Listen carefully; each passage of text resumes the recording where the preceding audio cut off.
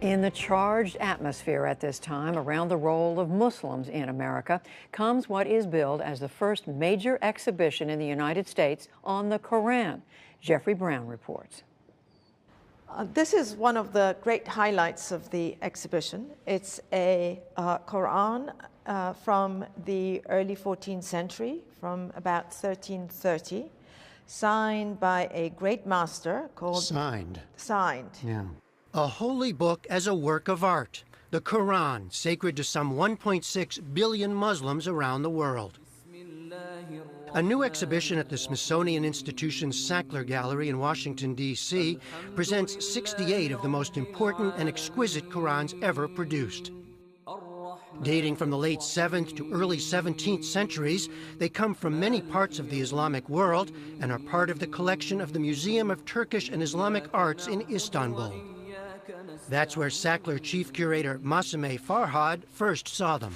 I realized that these were true works of art, that every single one of them was astounding in its sort of mastery of the calligraphy, of the styles, and also of the scale of the works. And that is something that, to me, was very important and motivated me in trying to organize this exhibition, because I thought it really shifted my perception of what these works are, and I'm hoping that it will also shift the perception of the visitors who come to the museum to see the exhibition.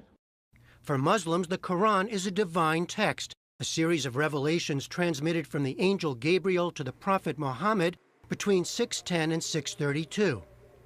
It includes references to earlier figures, including Abraham, Moses, and Jesus. The term itself means recitation. The Quran stems from an oral tradition, but the text was written down and codified in a fixed form not long after the death of Muhammad. Maria Daycake teaches Islamic religious thought and history at George Mason University. One of the things that's rather striking about the Quran when people read it for the first time is that it often takes a form of direct address. So it will say sometimes, "Oh, you who believe." Sometimes it'll address all human beings, "Oh, humankind." It is a series of moral exhortations, exhortations to virtue. It includes many stories of prophets before the time of Muhammad. It's an attempt to grab the listener or grab the reader, to wake them up, to make them think about their life, about the world around them. It's a lot of passages with rhetorical sentences, right? Did you not consider this? Didn't you think about this? How did you get here? This is looking good as well. The exhibition includes furniture, stands to hold manuscripts, and chests to store them. Many of these Qurans were originally commissioned and donated or collected by rulers. Early manuscripts on parchment feature plain ink and simple designs. Later artists and calligraphers developed ever more elaborate and ornate script, illumination, and geometric patterns, in light of Islam's prescription against figurative images, to make each manuscript a singular work.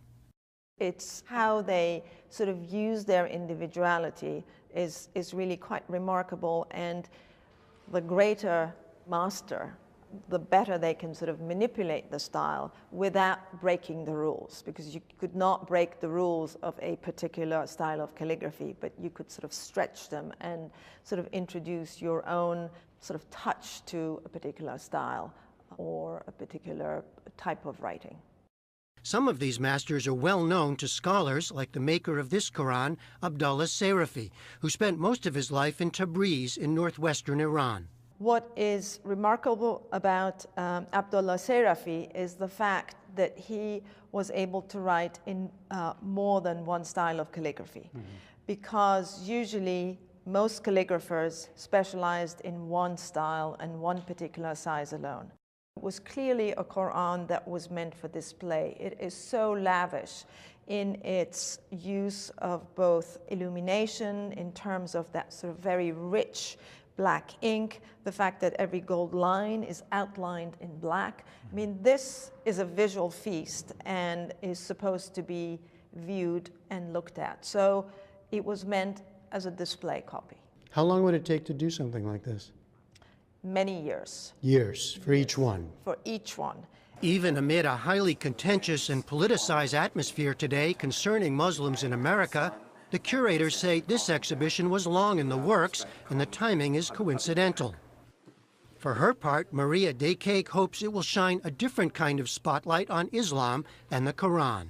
You will hear sometimes Islamophobic comments about Islam, and they'll say, well, you know, why would I want to know anything about this text? I see what kinds of things it produces, right? It produces people who behave in these violent ways or something like that. But when you come here, you see the larger reality of what it's produced, right? It produced beauty. It produced scientific inquiry. It inspired literary endeavors. But in a time of Islamophobia, I think what's so valuable about this collection is to see the kind of artistic elements, the beauty that the Quran really brought. The art of the Quran is on exhibition through February. From the Sackler Gallery in Washington, D.C., I'm Jeffrey Brown for the PBS NewsHour.